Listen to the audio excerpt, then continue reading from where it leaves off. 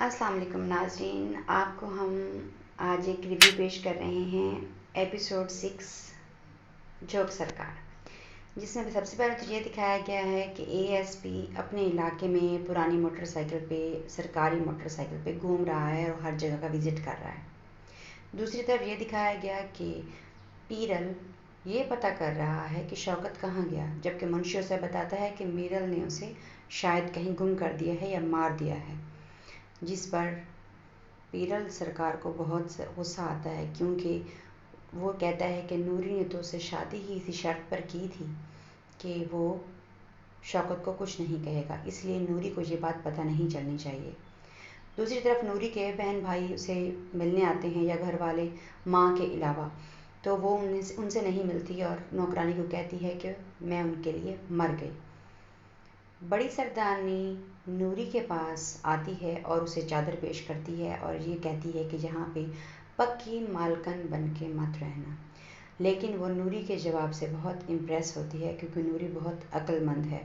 نوری اسے کہتی ہے کہ میں اپنے پکے رنگ اپنے کچے گھر میں چھوڑ آئی ہوں، یہاں میرے اوپر کوئی رنگ نہیں چڑھنے والا،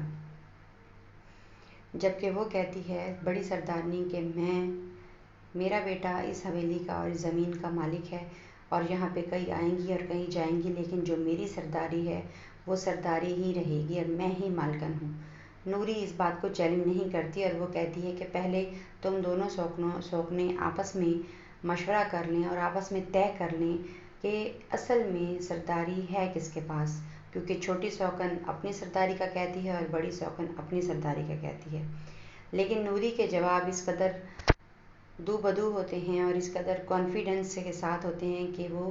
سرداری بیگم حیران رہ جاتی ہے اور وہ کہتی ہے کہ واقعی نوری جو ہے وہ بہت عقل مند ہے۔ ابھی تک نوری کو یہ پتہ نہیں چلا کہ شوکت گم ہو چکا ہے یا شوکت کو کہیں مروا دیا گیا ہے، کیونکہ شوکت کے بارے میں ساری باتیں راز میں ہیں، شوکت کسی کے سامنے نہیں آ رہا۔ یہ جو وڈیرے ہیں یہ ہیومن ٹریفکنگ میں اور اسمگلنگ میں بھی اپنا ان کا ہاتھ ہے، ہو سکتا ہے انہوں نے شوکت کو کہیں باہر اسمگل کر دیا ہو، اس بات کا کچھ بھی کنفرم نہیں ہے۔ اس کے بعد نوری اپنے گھر والوں کو بھی ملنے جائے گی، کیونکہ وہ صرف اپنی ماں سے ملنا چاہتی ہے۔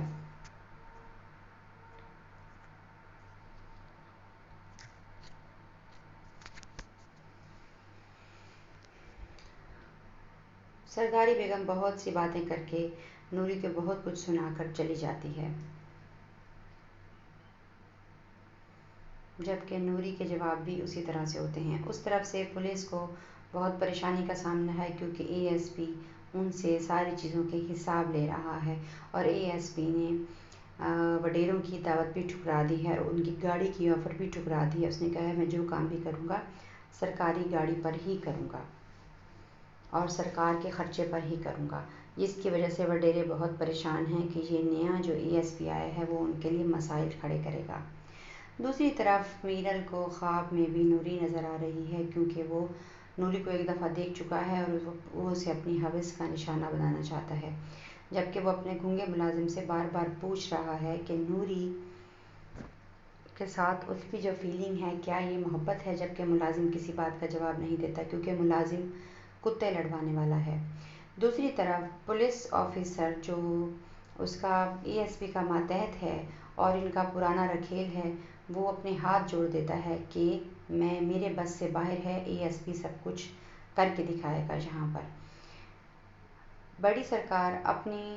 دوسری بیوی کے پاس آتا ہے اور اسے یہ کہتا ہے کہ کسی بھی عورت کو ہرجائی مرد بناتی ہے، اور اگر میں نے بے وفائی کی ہے تو اس میں بھی عورت کا ہی قصور ہے، اور وہ فل اپنی عیاش طبیعت اور اپنی اوباش طبیعت ظاہر کر کے دکھاتا ہے کہ میرے دل کا قصور ہے، میرا کوئی قصور نہیں، اور اس بیوی کو روتا ہوا چھوڑ کر چلا جاتا ہے۔ آصف رضا میر کا کردار اس میں بہت مختلف ہے اور بہت ہی عیاش رول دکھایا گیا ہے، اور واقعی وہ جس علاقے کی بات ہو رہی ہے اس کے جاگیرداروں کی بالکل سچی عکاسی کر رہا ہے۔ نوری بہت بڑی گاڑی میں اپنی ماں کو ملنے جاتی ہے اور اپنی ماں سے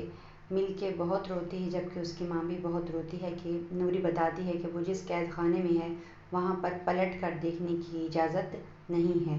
جیون کہتا ہے کہ ہمیں میرر جو ہے وہ کوارٹر دے رہا ہے، تم سب لوگ کوارٹر میں جا کے رکو اور میں میرر کے لیے کوئی بڑا کام کرنے جا رہا ہوں۔ جبکہ اس کا باپ حیران ہوتا ہے کہ یہ بڑا کام کیا ہے۔ اس کا باپ جو ایک ریٹائر ہیڈ ماسٹر ہے،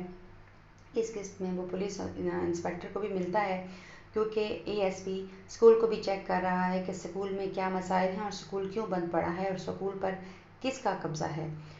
وہاں پہ ہیڈ ماسٹر اسے یہ بتاتا ہے کہ میری بیٹی 10th-12 پڑھی ہوئی ہے اور اس کو اسکول میں جاب نہیں دی جا رہی۔ ہیومن ٹریفکنگ اور اسمگلنگ کرتے ہوئے اسی رات کو، کیونکہ اے ایس پی کو جاسوسی ہوتی ہے اور اسے کوئی جاسوس بتا جاتا ہے کہ آج رات یہ لوگ بارڈر پار کریں گے، جیون ساتھ ہوتا ہے۔ اے ایس پی وہاں پہنچ جاتا ہے اور وہاں پہنچ کر چھپا ہوا ہے، اور وہ فوراً ہی جیسے ہی یہ لوگ سگنل کا اشارہ ملتے ہی انہوں نے ٹریفک اپنی اسمگلنگ کے لیے، ٹریفکنگ کے لیے آگے بارڈر کراس کرنا ہوتا ہے، پولیس ان کو گھیر لیتی ہے اور وہیں پہ گولی چلتی ہے، جس سے کچھ لوگ پکڑے جاتے ہیں اور کچھ لوگ مارے جاتے ہیں۔ کچھ لوگوں کو گولی لگتی ہے اور وہ گر جاتے ہیں۔ ہو سکتا ہے جیون کو گولی لگ گئی ہو، کیونکہ اندھیرے میں کوئی پتہ نہیں چلتا کہ کون کس کو کیا کر رہا ہے۔ اے ایس پی اس کے پیچھے بھاگتا ہے اور اسے رکنے کا کہتا ہے، لیکن جیون جیسا کہ کم عمر بچہ ہے وہ نہیں رکتا اور وہ بھاگتا ہے، جس کی وجہ سے اسے